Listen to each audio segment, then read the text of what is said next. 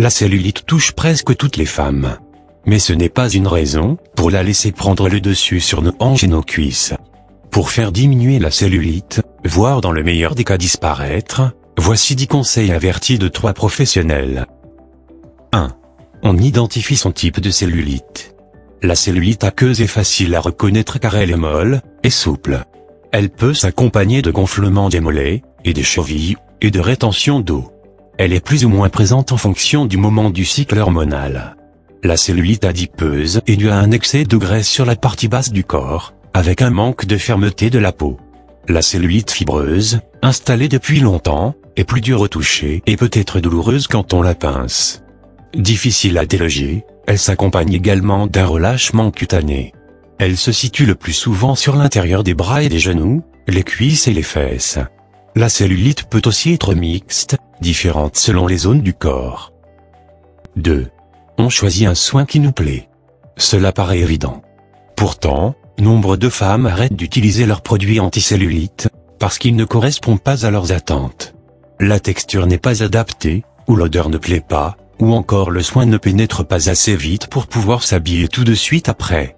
Les marques de cosmétos ont fait d'énormes efforts dans la formulation, et le plaisir d'utilisation de ces produits. À nous donc de penser, avant d'en acheter un, à ce qu'on en attend.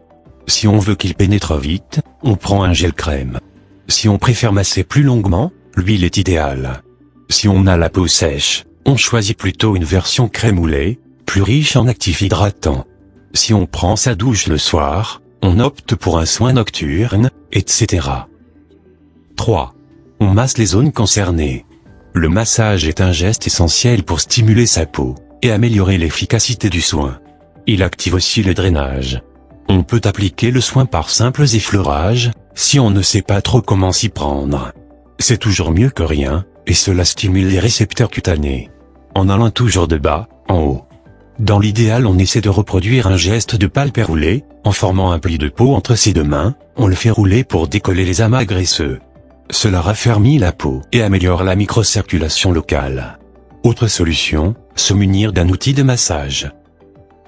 4. On utilise un outil de massage anti-capiton. C'est un plus, pour masser sa peau. Que ce soit avec une ventouse, ou une tête de massage, qui reproduit le palpé roulé. On l'utilise une fois par jour sur toutes les zones où se développent les capitons. À raison de 3 minutes par zone. Le matin ou le soir, et toujours avec de l'huile, ou un produit minceur adapté sur une peau saine. La peau d'orange est particulièrement visible sur les jambes, des genoux et hanches, mais aussi sur les fesses et le ventre. Si la peau est sensible, on y va progressivement et doucement. Si l'on a des problèmes de circulation, varices par exemple, mieux vaut demander un avis médical. On procède toujours du bas vers le haut, sens de la circulation, et en adaptant la pression, ça ne doit pas être douloureux. Slim massage, élancile, ventouse bye bye cellulite. 5. On rééquilibre son assiette. Il faut veiller à avoir un bon équilibre alimentaire, micronutritionniste. Notamment à consommer assez de protéines animales, viande blanche, poisson, œufs, ou végétales, tofu, légumineuses, qui sont recommandées à chaque repas. Réduire éventuellement sa consommation de féculents, si on en mange un peu trop.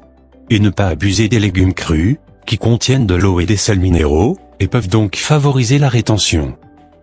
6. On bouge davantage. Les sports aquatiques comme l'aquabic, l'aquagym et bien sûr la natation, sont particulièrement recommandés pour diminuer la cellulite, explique Geoffrey, coach à l'entrepôt Bastille. Car lorsqu'on est immergé, l'eau exerce une pression naturelle sur les corps, notamment sur les jambes, ce qui draine le système lymphatique et accélère la circulation sanguine et lymphatique. Ce type d'activité ne crée pas de choc ostéo-articulaire, il y a donc peu de risque de blessure.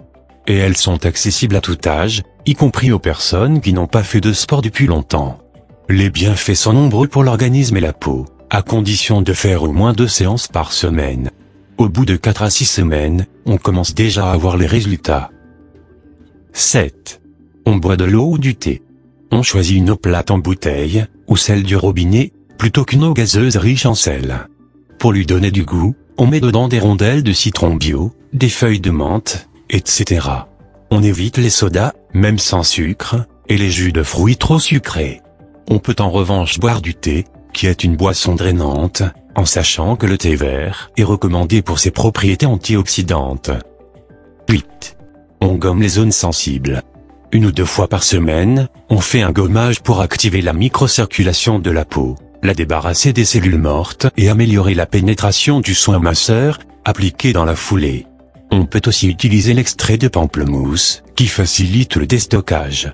Il suffit de gommer en effectuant de petits cercles sur la peau, pour se débarrasser des cellules mortes. 9. On facilite le drainage. En faisant une cure de compléments alimentaires de plantes telles que orthosiphon, bardane, pissenlit, etc., en cas de rétention d'eau. Ou de plantes vénotoniques, amamélie, mélilo, vigne rouge, etc., si on souffre de problèmes circulatoires. On les achète sous forme d'ampoules. Au bout de 6 semaines, les résultats doivent être visibles, mais on peut continuer jusqu'à 2 mois en cas de rétention d'eau. Autre solution, prendre ces plantes 1 semaine par mois, avant les règles par exemple, surtout s'il fait chaud. Si on souhaite entretenir les résultats obtenus, 1 semaine de cure chaque trimestre est aussi une bonne option. 10. On booste son retour veineux. Une mauvaise circulation et une stagnation de la lymphe sont connus pour être des facteurs qui aggravent la cellulite. Voici les conseils pour éviter les problèmes de circulation. Les jeans serrés, les culottes, gaines et collants trop ajustés, ainsi que les ceintures qui coupent la taille, idem pour les talons très hauts. Et si on reste assise devant son écran, on ne croise pas les jambes, cela comprime la circulation. On se lève régulièrement pour marcher un peu.